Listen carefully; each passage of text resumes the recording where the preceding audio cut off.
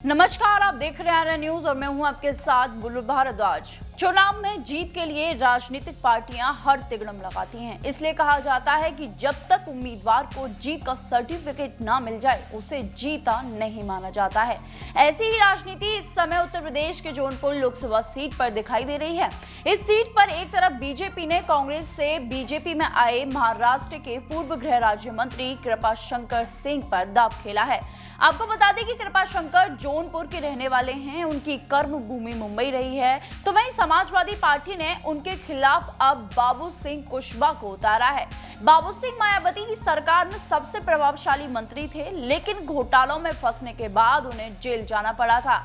माना जाता है कि बाबू सिंह कुशवाहा का निषाद वोटों पर तगड़ी पकड़ है और जौनपुर में अच्छे खासे निषाद वोट हैं। बाबू सिंह के उतरने से कृपाशंकर सिंह के समीकरण कुछ गड़बड़ हो गए हैं, लेकिन अब जो खबर आ रही है उसने सभी को चौंका दिया है।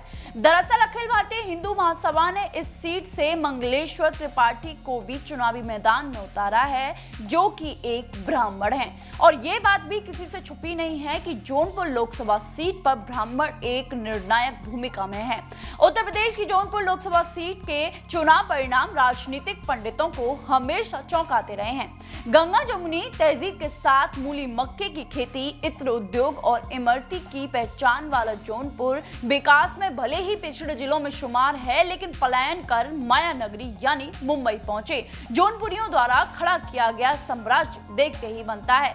इस सीट पर देश के राजनीतिक मिजाज के साथ जाति का गणित ज्यादा महत्वपूर्ण रहता है। जातीय गणित में स्थानीय मुद्दे गायब हो जाते हैं। जौनपुर सीट भाजपा के साथ ही विपक्ष के लिए भी चुनौती है।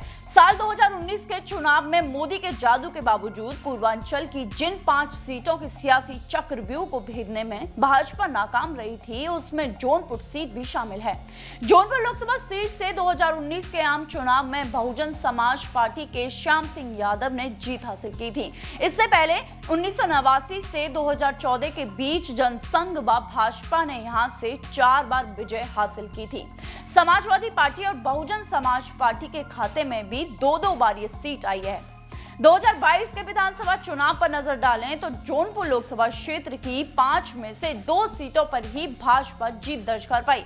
इस स्थिति ने भाजपा के रणनीतिकारियों की चिंता बढ़ा दी है। दरअसल इस सीट से पूर्वांचल के बाहुबली नेताओं में शुमार धनंजय सिंह दावा ठोक रहे थे, लेकिन एंड चुनाव से पहले उन्हें जेल जाना पड़ा, जिससे यहाँ के ठाकुर वोटर नाराज हो गए, जिन्हें मैनेज करने के लिए भाजपा ने कृपाशंकर सिंह पर दांव खेला है। माना जाता है कि सीट पर अगर ब्राह्मण और ठाकुर जिस भी उम्मीदवार को वोट देते हैं वो आसानी से जीत जाता है। ऐसे में अब एक ब्राह्मण उम्मीदवार के सामने आने के बाद माना जा रहा है कि यहाँ के ब्राह्मण वोटरों में बिखराव होगा, जिसका फायदा विपक्ष को मिल सकता है। जौनपुर में सड़क से लेकर बिजली व्यवस्था को दुरुस्त करने के कई कदम उठने के बीच बेरोजगारी, पलायन और नहरों पर आश्रित किसानों को समय से पानी न मिल पाना आज भी बड़ा मुद्दा है।